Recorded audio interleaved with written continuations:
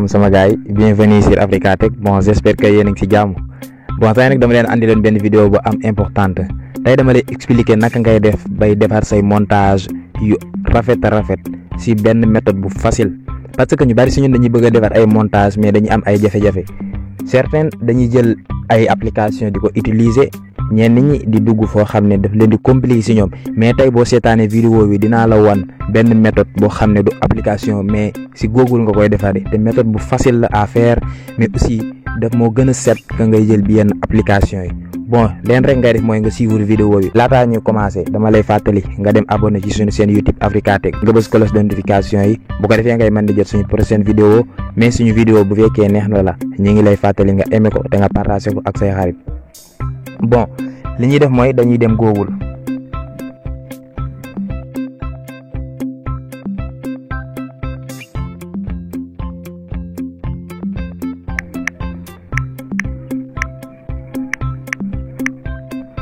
voilà nii lañ koy bindee après nga bës bi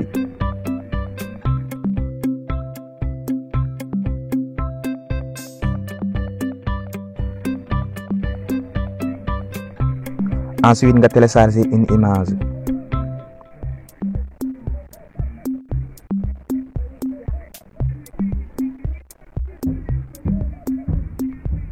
waaye léegi mo application bi site bi moo ngi commencé di dagg arrière plan bi gis nga automatiquement daf ko daggee sinu facile sinu gaaw motul sax 30 secondes sa arrière plan supprimé wu nga choisir ban arrière plan mais bu fekkee da nga bëgg a télécharger li nga xam ne supprimé nga arrière plan bi comme supposons que nga bëgg ko montage si beneen vidéo man nga télécharger déjà lii nii mais du la yàqal dara si nga defar sa arrière plan bu fekkee da nga bëgg a defar beneen arrière plan bu dàq arrière plan bi ci nekkoon léegi li ngay def mooy da ngay ñëw modifier ensuite yaa ngi gis sa arrière plan nga choisir arrière plan bu la neex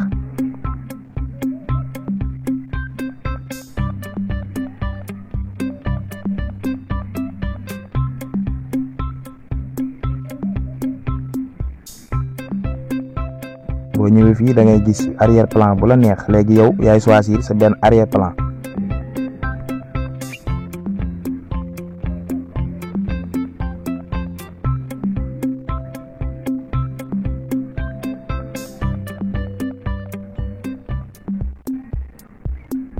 voilà léegi man choisir naa sama arrière plan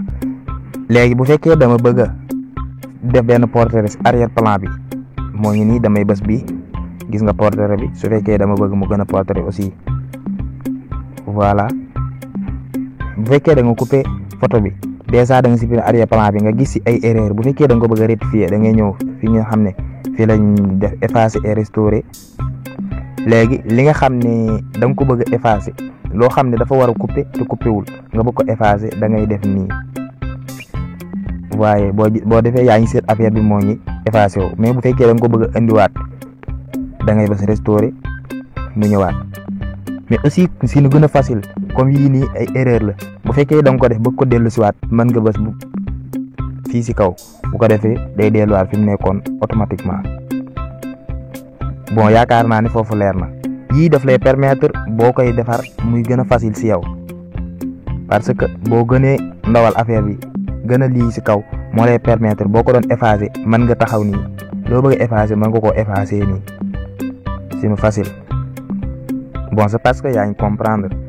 bu fekkee da nga ko bëgg a restaurer aussi comme ça mais comme ni ma la waxee woon bu fekkee da nga ko bëgg a delluwaat au niveau comme ça voyez. léegi bu fekkente ne def nga li ngay def ba pare defar nga sa arrière plan ba mu rafet li ngay def mooy da nga koy télécharger pour cela da ngay bës fii après nga bës télécharger une image ensuite télécharger voilà sa photo téléchargé wu na